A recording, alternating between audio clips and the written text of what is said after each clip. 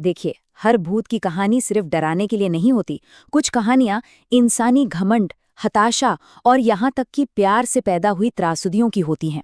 तो आज हम एक ऐसी ही मॉडर्न लोक कथा की परतों को खोलेंगे, जहां एक चना चाट बेचने वाले की सीधी सादी जिंदगी एक बहुत ही भयानक मोड़ ले लेती है। ये आवाज थी रघु की, एक चना चाट बेचने वाला जिसका ये गाना कभी रेलवे स्टेशन पर गूंजता था। ये गाना उसकी पहचान थी, लेकिन यही पहचान बहुत जल्द एक डरावनी याद बनने वाली थी। देखिए, इस कहानी की असली शुरुआत किसी भूत प्रेत से नहीं होती। नहीं, इसकी जड़ें हैं एक शादी में, जहां अंदर ही अंदर एक तनाव पनप रहा था। तो सीन कुछ ऐसा था कि रघु का काम शाम होते होते एकदम ठंडा पड़ जाता था। अब उसकी पत्नी थी मीना, जो थोड़ी महत्वाकांक्षी थी। उसने एक प्लान बनाया कि रघु को चलती ट्रेन में जाकर चना चाट बेचनी चाहिए। रघु को ये आइडिया कुछ जमा नहीं, उसे ये फालतू की मेहनत लगी, पर मीना के दबाव में आकर उसे ये करना ही पड़ा। और बस यहीं से उनके रिश्ते में दरार पड़नी शुरू हो गई।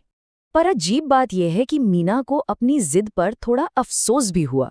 तो उसने सोचा कि चलो रघु की मदद करती हूँ, और इसी इरादे से वो उसी ट्रेन में चढ़ गई। लेकिन वहां उसने जो देखा, उससे उसके पैरों तले जमीन खिसक गई। रघु वहां एक चाय बेचने वाली सुषमा के साथ हंस हंस कर बातें कर रहा था, फ्लर्ट कर रहा था। और बस यहीं से कहानी एक ऐसा अंधेरा मोड़ लेती है जहां से वापसी का कोई रास्ता नहीं था। शर्म और गुस्से का वो एक पल एक छोटी सी बहस को एक भयानक अपराध में बदल देता है। उस एक पल में दोनों को लगा कि वो ही सही हैं, वो ही पीड़ित हैं। मीना को लगा कि उसके साथ धोखा हुआ है, और रघु को लगा कि उसकी सरेआम बेइज्जती हुई है। दोनों का गुस्सा अपनी सारी हदें पार कर चुका था। और उसी अंधे गुस्से में रघु ने वो कर दिया जिसकी कोई माफी नहीं हो सकती। उसने मीना को चलती ट्रेन से धक्का दे दिया। एक पल में एक बहस हत्या में बदल गई। अपनी गलती का एहसास शायद हुआ होगा, लेकिन पछतावे से कहीं ज्यादा उसे पकड़े जाने का डर था। उसने मीना को उसके हाल पर छोड़ा और अगले स्टेशन पर उतरकर भाग गया। उसे लगा कि किसी को कुछ पता ही नहीं चलेगा। रघु ने सोचा कि कहानी यहीं खत्म हो गई, पर वो गलत था। असल में कहानी तो अब शुरू होने वाली थी। एक ऐसी कहानी जो इंसानी दुनिया से परे अब अलौकिक बदले की कहानी बनने वाली थी। अच्छा, अब आगे बढ़ने से पहले चुड़ैल का मतलब समझना बहुत जरूरी है। देखिए, दक्षिण एशियाई लोक कथाओं में चुड़ैल एक ऐसी औरत की आत्मा होती है जिसकी मौत अन्याय से हुई हो। और उसकी सबसे बड़ी पहचान क्या है? उसके उल्टे पैर। वो सिर्फ एक मकसद के लिए भटकती है, बदला।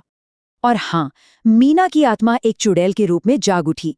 वो उसी ट्रेन में फंसकर रह गई थी जहां उसकी मौत हुई थी। अब वो यात्रियों को अपने भूतिया गानों और अपनी चना चाट की अचानक आती महक से डराती थी। एक रात मीना का सामना सुषमा से हुआ, वही चाय बेचने वाली। मीना उसे ही अपनी मौत का जिम्मेदार मानती थी, लेकिन सुषमा ने एक ऐसा सच बताया जिसने सब कुछ बदल दिया। उसने कहा कि रघु का फ्लर्ट करने का अंदाज सिर्फ उसके लिए नहीं था, वो तो ट्रेन की हर महिला से ऐसे ही बात करता था। ये सुनते ही मीना का सारा गुस्सा और नफरत सिर्फ एक इंसान पर आकर टिक गई, रघु। लेकिन यहाँ एक बहुत बड़ी प्रॉब्लम थी। चुड़ैल बनकर मीना उस ट्रेन से बाहर नहीं जा सकती थी, और रघु, वो तो उस ट्रेन पर कभी वापस नहीं आने वाला था। इस नाइंसाफी को देखकर सुषमा ने उसकी मदद करने का फैसला किया।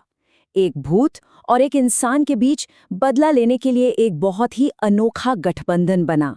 और अब कहानी अपने आखिरी पड़ाव पर पहुंचती है। पटरियों पर न्याय होने वाला था, और एक कातिल के लिए एक बहुत ही होशियारी से जाल बिछाया जा चुका था। लेकिन सवाल ये था, एक ऐसे आदमी को कैसे फंसाया जाए जो ये जानता हो कि एक भूत उसके पीछे पड़ा है? इसका जवाब एक बहुत ही चालाक योजना में छिपा था। प्लान बहुत सीधा था, पर एकदम सटीक। पहला कदम, सुषमा रघु के घर गई। दूसरा कदम, उसे डराया, उसे मीना की चुड़ैल के आने की चेतावनी दी। और तीसरा कदम, उसे बचने का एक झूठा रास्ता दिखाया, उसी ट्रेन से भाग जाने का। ये उसे सीधा मीना के जाल में पहुंचाने का एक परफेक्ट तरीका था। और जाल काम कर गया। रघु सुषमा के साथ उसी ट्रेन में चढ़ गया। डिब्बा एकदम खाली था, अजीब सा सन्नाटा पसरा हुआ था, और दूर से कुत्तों के रोने की डरावनी आवाज आ रही थी। माहौल पूरी तरह से तैयार था। और फिर डर हकीकत में बदलने लगा। सबसे पहले रघु का अपना ही गाना एक डरावनी आवाज में गूंजने लगा। फिर हवा में चाट की खुशबू आई, लेकिन उसके साथ सड़न की बदबू भी थी। और फिर मीना सामने आ गई, लाल आंखें, उल्टे पैर और हाथ में वही चना चाट की टोकरी। रघु गिड़गिड़ाता रहा, अपनी जिंदगी की भीख मांगता रहा, लेकिन अब बहुत देर हो चुकी थी। चुड़ैल ने उसे हवा में उठाया और ठीक उसी तरह चलती ट्रेन से बाहर फेंक दिया, जैसे उसने मीना के साथ किया था। हिसाब बराबर हो गया।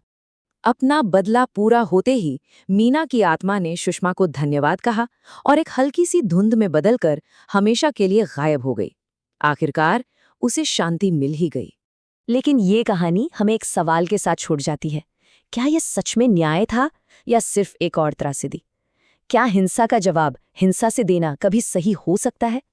ये इस कहानी का सबसे गहरा और शायद सबसे जरूरी सवाल है।